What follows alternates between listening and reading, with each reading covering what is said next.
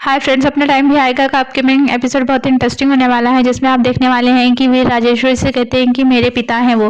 तभी रणविजय कहते हैं कि ये मेरी गलती की सजा है। वीर कहते हैं कि कम से कम आपको आपकी गलतियों का एहसास तो है, मगर ये तो 20 साल से गलतियों पे गलतियां किए जा रही हैं और इन्हें एहसास भी नहीं है। राजेश्वरी वीर को देखने लगती है। उसके पिताजी कहते हैं कि आप बहू रानी के पास जाइए, उन्हें आपकी जरूरत है। उसके बाद वीर अपने कमरे में चले जाते हैं। वहां पर वो पूरा गाँव वाली स्टाइल में डेकोरेशन देखते हैं। तभी रानी आती है और कहती है सरप्राइज, आपने विदेशी स्टाइल वाला बर्थडे तो मना लिया, अब गांव वाले स्टाइल में भी तो बर्थडे होना चाहिए ना, क्योंकि आपका कनेक्शन अब गांव से जो जुड़ गया है। और वो वीर से पूछते हैं कि कैसा लगा आपको हमारा सरप्राइज। तभी वीर उन्हें काश लगने वाली बात पूछते हैं कि बताइए क्या हुआ था। लेकिन रानी गोलगप्पा बनाकर उन्हें खिला देती है और बात पलट देती है और कहती है कि आप ये सब छोड़िए और हम आपको आपका तोहफा तो देना भूल ही गए। और वीर को बताती है कि हमने और देवर जी ने मिलकर आपके लाइसेंस की कागजी कार्रवाई कर दी है और कल से आप अपनी डॉक्टरी वापस शुरू कर सकते हैं। वीर ये सुनकर रानी को थैंक यू कहते हैं।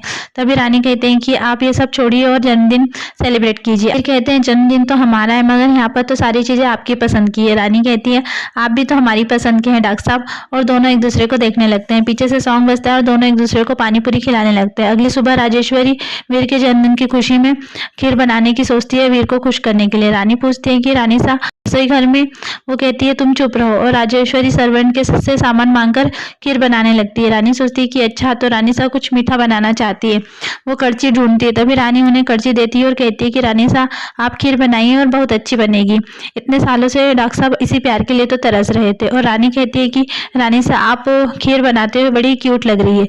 राजेश्वरी कहती है कि तुम जाओ यहाँ से। रानी कहती है कि जाते हैं, वैसे भी हमें डॉक्टर साहब के लाइसेंस के लिए कमेटी से बात करना है। रानी वहां से चली जाती है।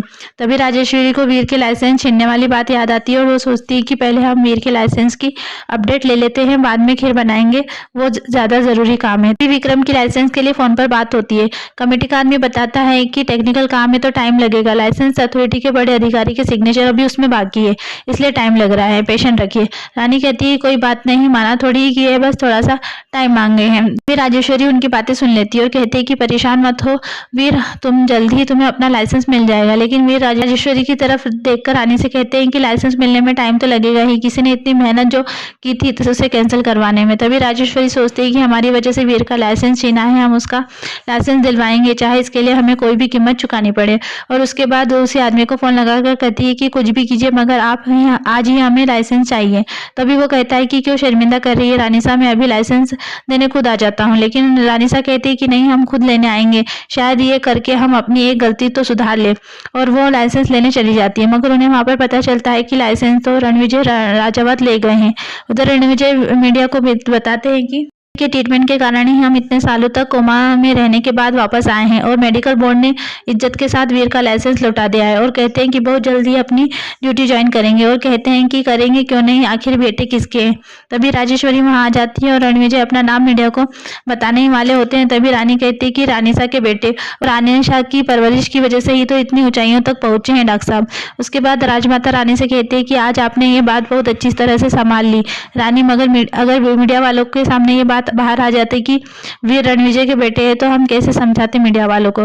रणविजय राजमाता से सॉरी कहते हैं कि हम तो वीर के लोग को लाइसेंस मिलने की खुशी में ये बात भूल ही गए थे। तभी राजमाता राजेश्वरी से कहती है कि हमारी खीर कहाँ है। वो लेने जाती है, तभी वीर उन्हें मना कर देते हैं और कहते हैं कि आपको मेरे लिए कुछ भी करने की जरूरत नहीं है, और वो वहां से चले जाते हैं। तभी रणविजय कहते हैं कि बहु रानी आप खीर बनाई है।